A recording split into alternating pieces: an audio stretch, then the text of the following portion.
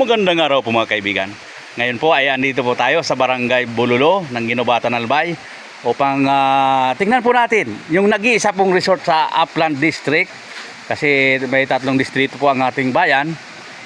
Nag-iisang resort po dito sa Upland District. Ito po yung ating katiwala dito sa resort.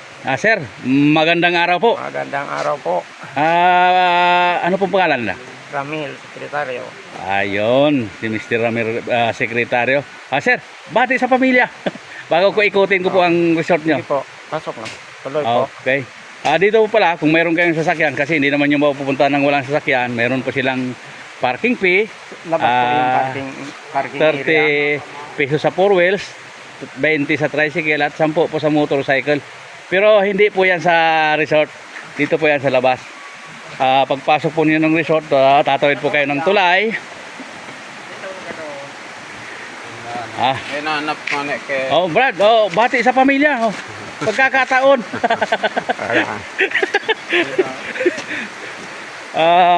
Pasukin po natin. Ito, ang pangalan po pala nito ay Glinas Garden Resort. Ito po, ito po ang kanilang entrance. At yung mga presyo po, sa cottage po 500. Ang entrance po ay 50 at sa bata ay 30. Murang-mura po kumpara sa ibang resort. At nag-iisa pa. Ito po, may solar dito. Para sa tubig. Ito po, maitanong po natin mamaya kung para saan itong solar system na to.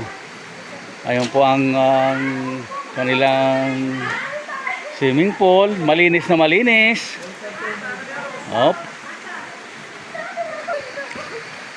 May dalawang pool po sila rito. At ito po yung isa sa bandang baba. Napakalakas po ng tubig. Brad, magandang araw sa inyo. Ito po, medyo maliit lang po. Hello, shout out naman sa pamilya. Shout out, Cebu. Ay, malayo po pala. Nagdayo pa. Ito po yung pinakang bukal. Ang lakas po. Kung tawagin po nila ang bukal na ito ay Mulad Bukad. Pero actually po, ang Ginobatan na mayroon pong dalawang barangay na ang pangalan ay Mulad Bukad. Yung Mulad Bukad Pequeño at Grande. Opo, agatin po natin itong isa. Salamat. Ito po, nasa maintenance. Lilinisan po to. Wala pong masyadong tubig sa ngayon. Tinanggalan po ng tubig. At ang kanila pong mga cottages ay nakapaikot po. Mamili lang po kayo. Pare-parehas naman po ang bayad niyan, 500. At saka yung entrance fee nga po ay 50 lang. Ganda. Okay. May mga mabibilan din po kayo rito. Kasi may tindahan naman po sa loob. At sa dami po ng Spring Resort dito po sa Ginobatan, nag-iisa lamang po ito dito sa Upland District. So sa Upland Unit. Opo. Kasi hinati nga po sa tatlong unit yung bayan, yung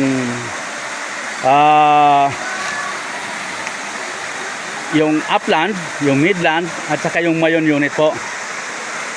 Okay, ito po yung nasa labas niya, ilog. Talagang malakas po talagang tubig dito.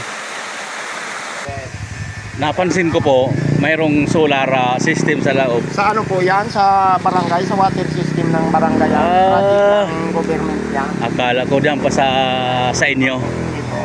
Sa ano po yan? Barangay, project ng barangay. Sa barangay water system po pala yan. Iyo. Okay. Kung gusto niyo pong maligo dito, welcome na welcome po kayo. Murang-mura. Pinakamura po sa napuntahan ko.